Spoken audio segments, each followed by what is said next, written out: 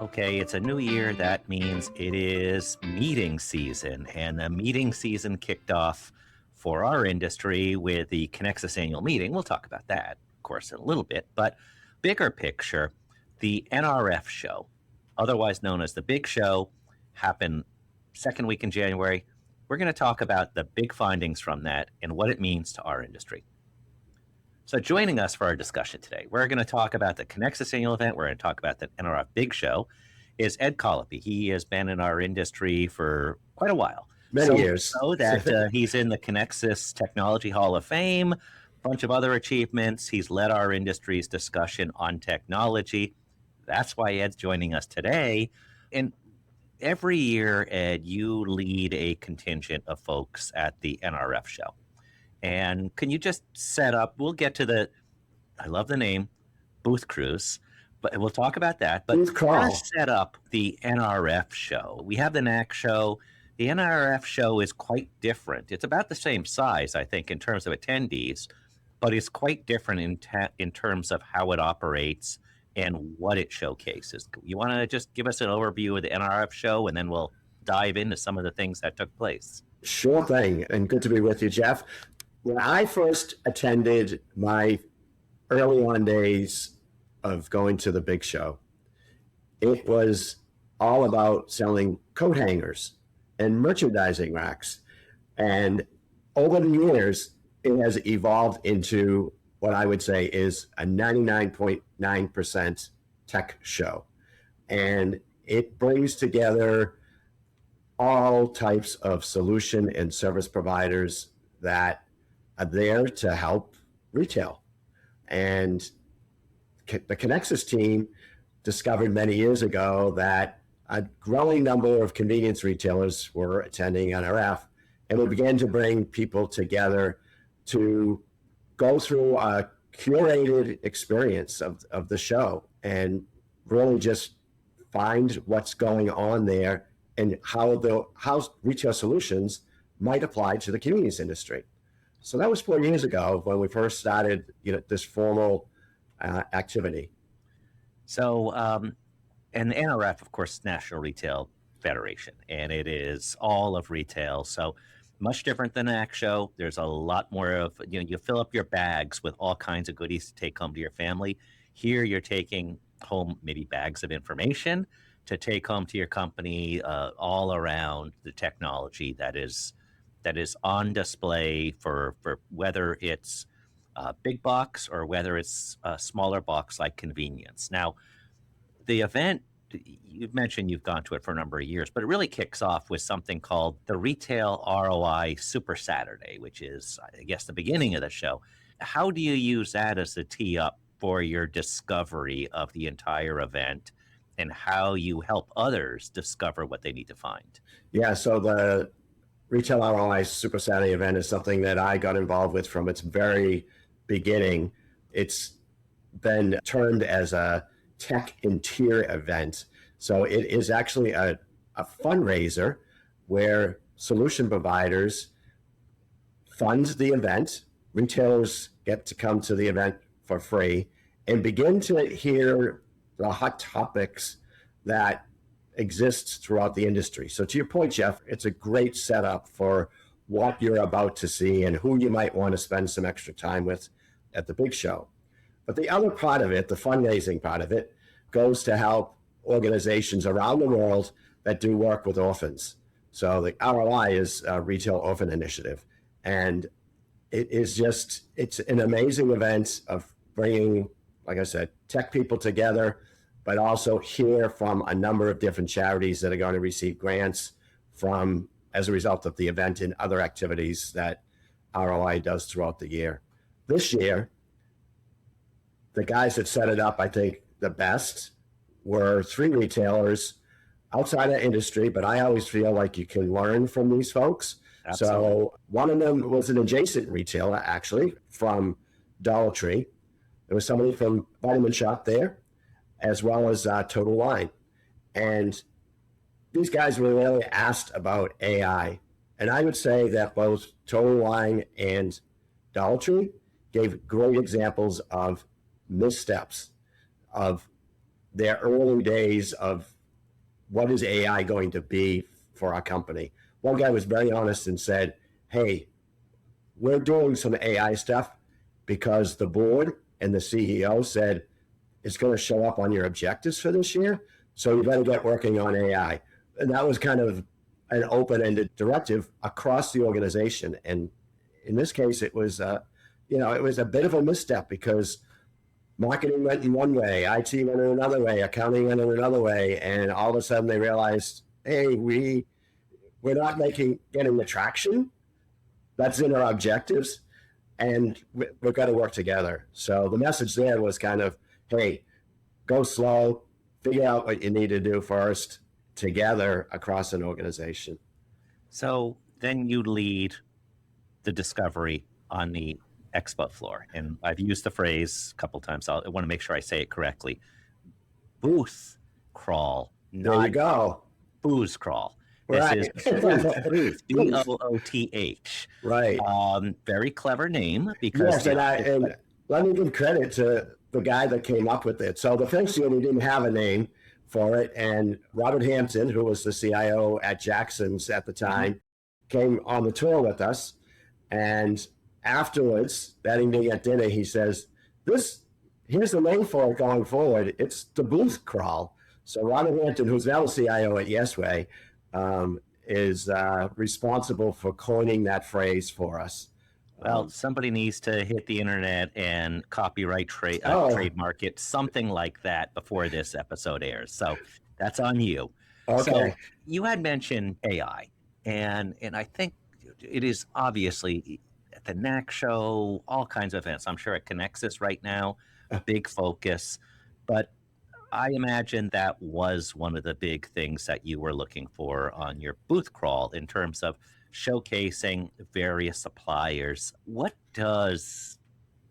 did AI look like? I think everybody has a different idea of what it is. It's machine learning, machines getting smarter, all that. But what does it look like on the floor at the NRF Big Show? It looks different depending on where you end up with and who you're talking with. It's fascinating. So one of the booths that we visited and solution provider area, not somebody that is familiar with even with our industry or familiar with convenience in general, and we weren't familiar with them, but we stopped by their booth.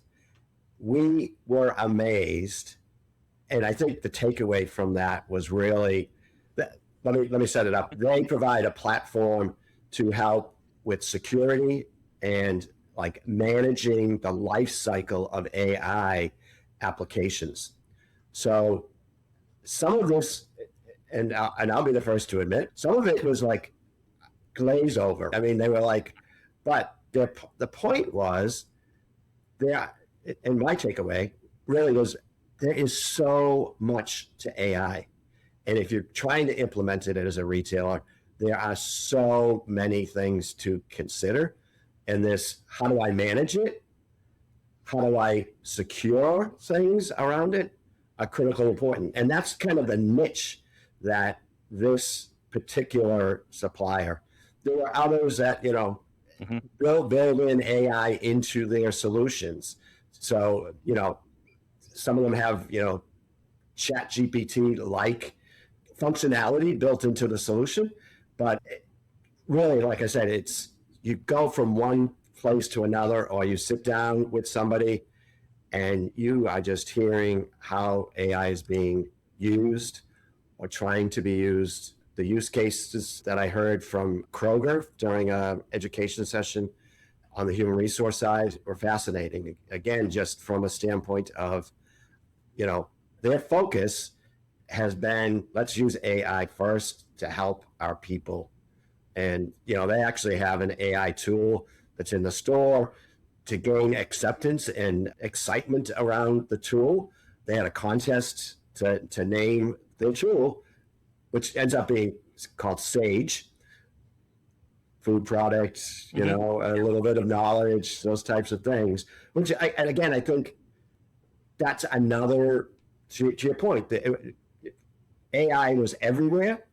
Yep. But depending on who you were with at a moment in time, AI was different.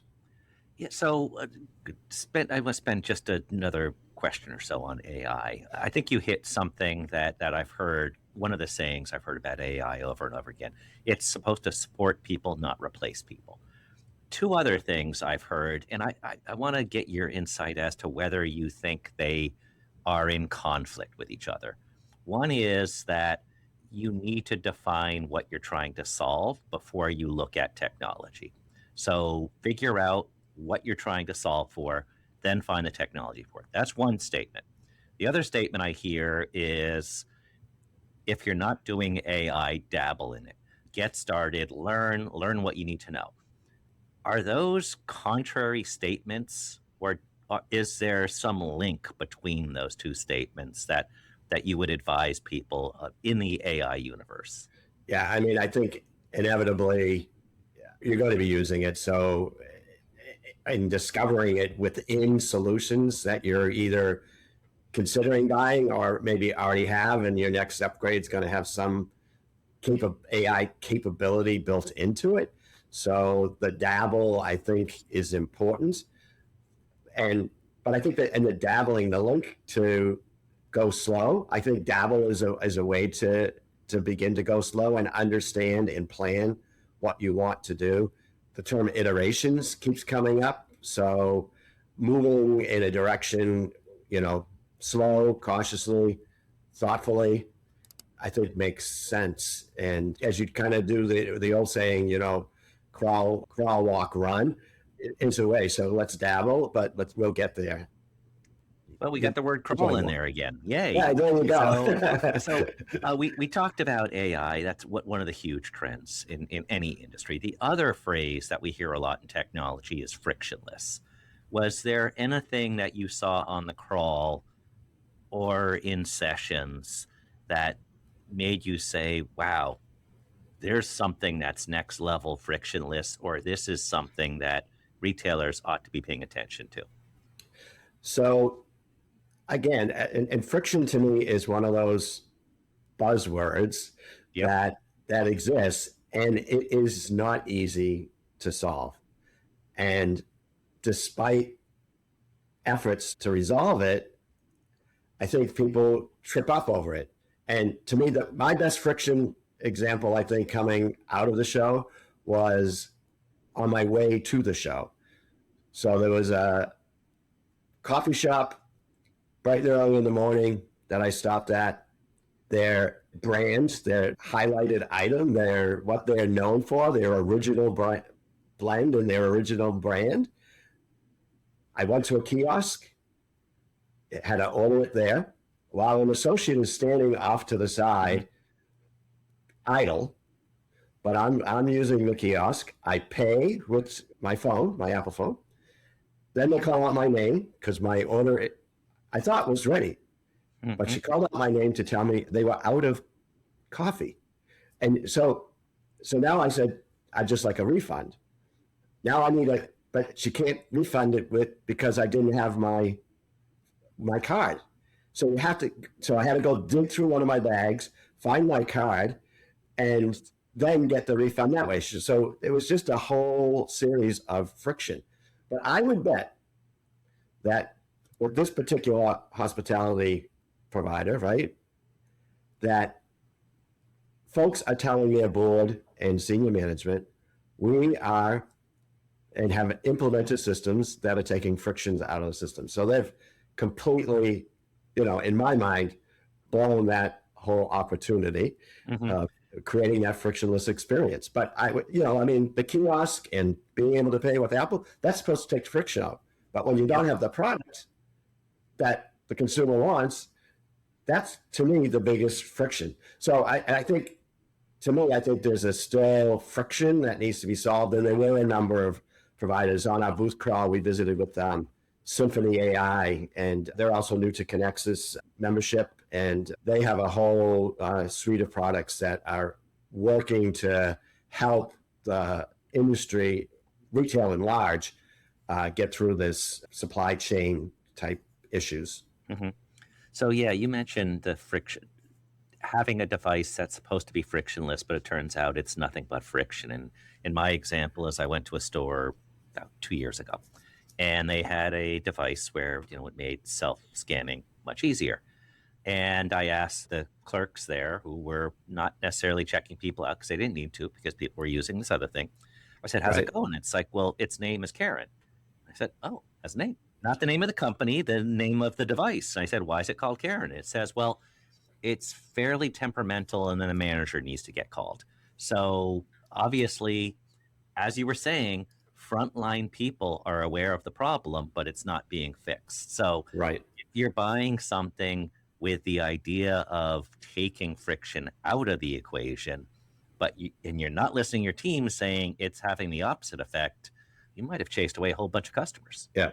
And that, I mean, you mentioned frontline employees. That was the message that I kept hearing over and over again from retailers was, as we've begun new initiatives across the board, the more successful projects have been where we have engaged frontline employees, people who So, know what the job is. Bring them in, work together, get stuff done so I as have best so you many can. more questions about NRF, but I also want to talk about Conexxus and some other things. But I want to end with like one article I saw you write about the NRF show. You used the word smart, and that was the focus. When people hear the word smart, that's one thing. Then they hear the word high tech. Is there a difference between smart and high tech? And is smart better than high tech? Is smart different than high tech? What is smart? I know I just threw three questions at you. Take the one you like related to smart and knock it out of the park. Yeah, so I chose smart because my first kind of walk around the show floor to see maybe who I might want to speak to or even just find my way around. Mhm. So I'd be ready for the crawl.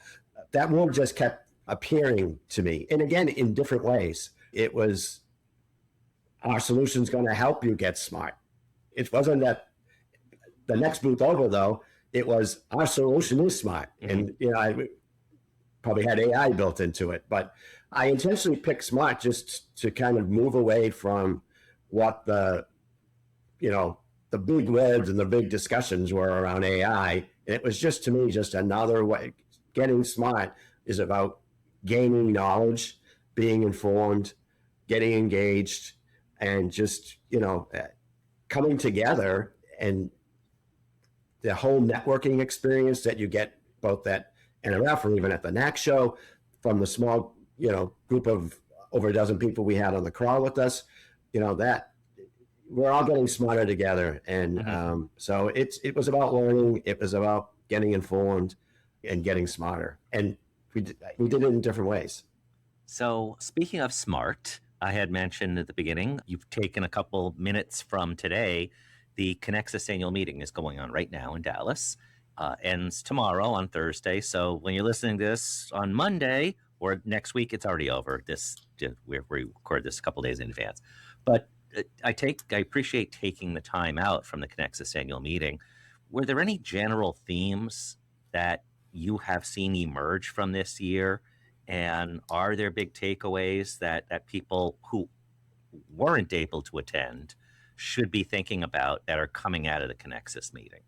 For sure. And no surprise again, right? AI was big topic in general sessions, in working groups, in committee work that goes on at the annual conference. And again, in different shapes, forms, and just so much of it. One of the solution providers that presented just today rattled off a list of 19, not 19, like a dozen different watch out for these things as you go. And some of it went right back to points I was making about, the orchestration and the security Mhm. and that Aria offered. But so yes. And the other big takeaway I would say is around the whole idea of what is going to happen with on-the-go commerce. How do we ensure as an industry that as these tools that are going to be built into cars or even built into our phones today, that we ensure that the first choice that's presented in the top choice is a convenience store. And then if you think about it, if I'm a brand, I want you to come to my store, whether I'm a fuel brand or a retail brand or I'm a combination of the two. You want to be kind of at the top of the list. So how do we ensure that we get there, right? So Conexxus in various forms is working on this whole challenge of how do we develop a standard and how do we ensure that we're top of mind as these AI based tools that are really on the go commerce or mobility commerce come to life. And then the integration with the NACS products of the Prosper, TrueAge, and Driver, right? Mm-hmm. All working together and those were joint initiatives between Conexxus and NACS, but they're all part of getting there. The other great thing was there was a demo around a digital wallet.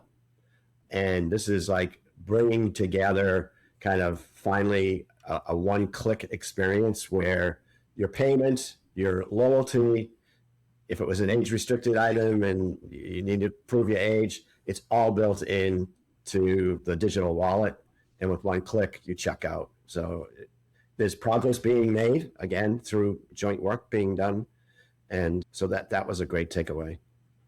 We're fielding a consumer survey right now that we usually do about this time of the year, looking at how people buy gas.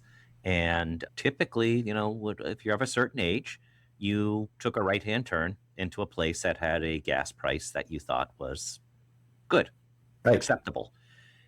That's not how younger people buy gas today. And because of either their phones or their cars, they're dialed into whatever they say. Whatever these devices say. And if they say they're going to go to this place, but they want gas, there could be an algorithm that somebody actually has paid money for to pop up a little higher. So I think it's a really important point that you raised, that we need to be top of mind, because if we're just relying on the good dirt and the right-hand turn and that visible price sign, that may work for some people, but it's an increasingly diminishing percentage of the population. Right. Greg Taylor, who's the executive director of Conexxus, gave the Innovation Research Committee folks that had gathered together a challenge and an ask. And I'd ask all the retailers that are listening in, just take time over the next couple of weeks on a couple of your shopping trips. Just jot it down. What was in your mind as you're driving someplace or about to drive someplace? What happens along the way? And those will help develop use cases for Conexxus to work against. So, again, invite people to help us understand, because Jeff, to your point, right? A younger person today is going to do it one way, very different than somebody like myself and how I might go about shopping. So to understand how people are shopping, when they're on the go, when they're in the car or about to get in the car, would be helpful to developing those standards. So people can send those recaps in their diary to their diary notes to me or to the Conexxus staff. It would be really helpful.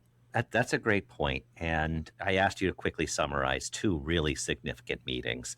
I want to ask you one final thing that's been in the news this week related to technology. Amazon Go, Amazon Fresh announced earlier yesterday that they're closing all their stores. When Amazon Go, the just walk out technology used for C-stores, was announced, they said within 3 years they're going to have 3,000 stores. And they didn't. And they're not the first large company to struggle with convenience. Walmart's tried, Home Depot's tried, Tesco's tried in the US. They've all had varying degrees of success or varying speed to failure. I'm not asking this in a way to celebrate that somebody didn't get it to work, because that's not the kind of discussions we have. But I want to know if you have any thoughts on why it didn't work. What great technology with the Amazon Go. I have a couple opinions, but As a tech guy, was there anything that you saw that said, I don't know, it's gonna be tough, that you saw along the way before they announced that they're not going to continue with the operations? I would say that the human interaction piece is still a critical element of brick and mortar shopping. And I've been in several of the Amazon, walk in, walk outs and fresh stores. Only once, I would say, did I have an experience where the people that were in the store made a huge difference and made you feel welcoming. And it wasn't here in the States. Interesting enough, it was over in London. And to me, it was that human piece that was somehow still missing. And but I would also argue that, somebody like an Amazon can afford to dabble, going back to the earlier point you made, right? They can afford to dabble and discover. And it's just one of those things where somebody said, like today at one of the meetings, it was if you go to the hype curve, it reached its point and then it didn't click. So it's gonna, fade into the sunset a little bit. I don't think it's the end of it. There's probably a place for similar type technologies for pop-up type events and things like that where it can work. So yeah, and going back to your point about people, you started by saying it has to work for people. You talked about the ROI event with the orphans on Super Saturday at the NRF show. Tech is awesome, but it's still people serving people. And absolutely agree with you about the Amazon Go and Amazon Fresh experiences. I felt I was somewhere where I wasn't supposed to be. Because I felt like it was a store, the Amazon Fresh at least was a store where people were supposed to pick products and then deliver them. But it wasn't really for a customer. And it was an odd, vacant feeling. And people still like people. Tech is awesome. Combine it with people, and I think we have something winning. So that's probably the big message that we have as a takeaway from these meetings and any other meeting we're going to have on tech and any discussion you'll have over the next few years. Exactly. Yeah, it's moving. So, go ahead and dabble for sure. Right. So we had mentioned in your bio, you work a bit for Conexxus. You also are a consultant. So how can people find you? There's obviously LinkedIn. They can connect with you there. They can ask you questions. How else can they get in touch with Ed if they want to reach you? Real simple. It's Ed at edcollupy.com. Okay, and you can spell that because you can see it right there in the meeting notes. So there you go. Ed, thanks for joining us today. And as I said, you're in the Conexxus Hall of Fame and found out yesterday that Bill Belichick is not in the Football Hall of Fame. So I assume that you were a first-time inductee, so you got something over Bill's head. There you go. Yes, go Patriots. And thank you for joining us today, Mr. Hall of Famer. Well, thanks, Jeff. It's great to be with you. Thanks for inviting me to join in. And thank you all for listening to Convenience Matters.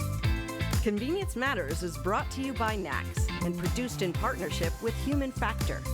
For more information, visit convenience.org.